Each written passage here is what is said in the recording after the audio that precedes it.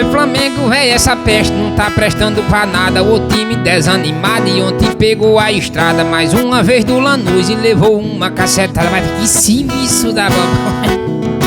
E esse tal de malvadão e agora tá malvadinho, apanhando de todo mundo, tomando no botiquinho. Flamengo, véi, tá ferrado, que pena dos coitadinhos, mas o bocada tá molesta.